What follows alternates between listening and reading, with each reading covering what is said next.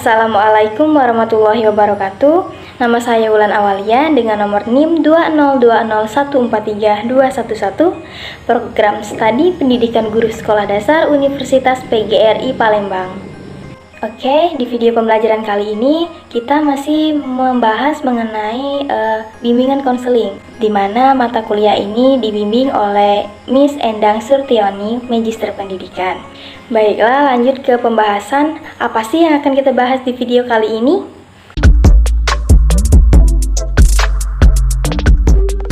Nah, pada materi kedua, di sini terdapat konsep dasar program bimbingan dan konseling, di mana topik kali ini membahas mengenai yang pertama, pengertian dan tujuan program bimbingan konseling di sekolah dasar. Lalu yang kedua ada layanan bimbingan dan konseling di sekolah dasar. Ketiga, peran guru kelas dalam kegiatan bimbingan dan konseling di sekolah dasar. Baiklah, tidak usah berlama-lama lagi, mari kita bersama-sama mendengarkan penjelasan ketiga topik pembelajaran kali ini.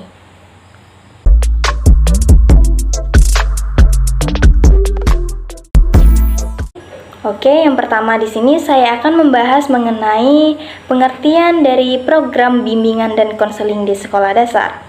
Apa sih pengertian dari program bimbingan dan konseling di sekolah dasar?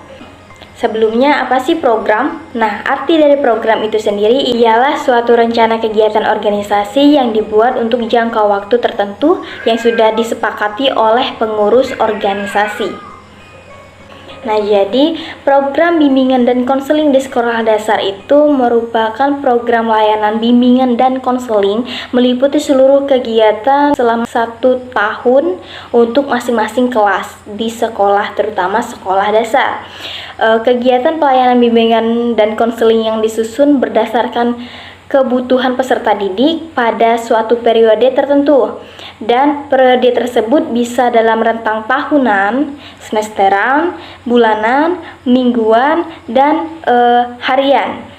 Nah, program ini juga sangat penting karena bimbingan dan konseling merupakan usaha membantu murid-murid agar dapat memahami dirinya, yaitu potensi dan kelemahan-kelemahan dari dirinya.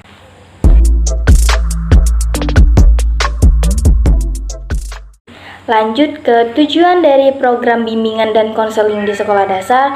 Apa sih tujuannya? Baik, tujuan dari program bimbingan dan konseling di sekolah dasar yaitu terdapat 4 tujuan. Yang pertama, membantu peserta didik agar cepat beradaptasi dengan lingkungan sekolah mereka, baik di sekolah ataupun lingkungan masyarakat. Yang kedua, mengetahui dan membantu peserta didik dalam menghadapi hambatan yang ia hadapi, baik itu hambatan dalam belajar, terus menyesuaikan diri dengan sekitar atau dengan keluarga. Yang ketiga, membantu perkembangan karir serta kehidupan peserta didik di masa yang akan datang. Yang keempat, terakhir, upaya memupuk perkembangan, pertumbuhan, dan kematangan psikis konseling yang diberi oleh bimbingan. Lanjut ke materi kedua, yaitu layanan dari bimbingan dan konseling di sekolah dasar. Ada 7 layanan bimbingan dan konseling di sekolah dasar. Yang pertama, layanan orientasi ditujukan untuk murid baru, bila perlu melalui orang tua murid, guna memberikan pemahaman dan memungkinkan menyesuaikan diri murid terhadap lingkungan sosial yang baru dimasukinya. Yang kedua, layanan informasi bertujuan untuk membekali murid dengan berbagai pengetahuan dan pemahaman tentang beberapa hal yang berguna untuk mengenal diri, merencanakan dan mengembangkan pola kehidupan sebagai pelajar, anggota keluarga, dan masyarakat. Yang ketiga, layanan penempatan dan penyaluran. Maksudnya layanan ini memungkinkan murid berada pada posisi dan pilihan yang tepat, yaitu berkenaan dengan posisi duduk dalam kelas, kelompok belajar, kegiatan ekstrakurikuler, program latihan dan kegiatan lainnya sesuai dengan kondisi fisik dan psikisnya. Lalu yang keempat, ada layanan pembelajaran. ditujukan untuk memungkinkan murid memahami dan mengembangkan sikap dan kebiasaan belajar yang baik, keterampilan dan materi belajar yang baik, dan cocok dengan kemampuannya. Lalu yang kelima, ada layanan konseling perorangan. Maksudnya memungkinkan murid mendapatkan layanan langsung secara tatap muka dengan guru kelas atau pembimbing dalam rangka pembahasan dan pengentasan permasalahannya. Lalu yang keenam, layanan bimbingan kelompok. Nah, dengan layanan ini, para siswa dapat diajak untuk bersama-sama mengembangkan nilai-nilai dan langkah bersama untuk menangani permasalahan yang dibahas dalam kelompok. Lalu yang terakhir, yang ketujuh, ada layanan konseling kelompok. Tadi layanan bimbingan kelompok, sekarang layanan konseling kelompok. Apa sih bedanya? Sebenarnya tidak ada beda ya. Hanya saja untuk layanan konseling kelompok ini diselenggarakan dalam suasana kelompok. Kalau yang kelompok tadi menangani permasalahan dengan dibimbing.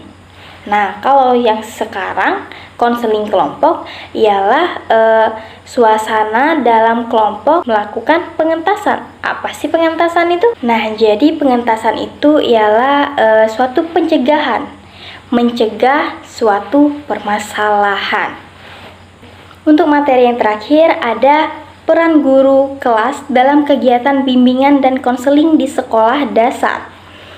Jadi apa saja sih peran guru dalam melakukan kegiatan bimbingan dan konseling di sekolah dasar? Jadi yang pertama itu ialah kita sebagai guru bimbingan dan konseling atau guru kelas, kita membimbing anak murid kita atau membimbing siswa kita.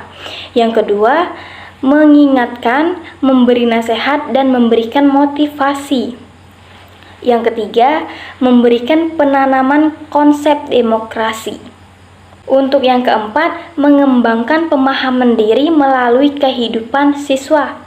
Lalu yang kelima, yang terakhir, selain itu guru juga memberikan atau melakukan pembiasaan nilai-nilai akhlak kepada siswa.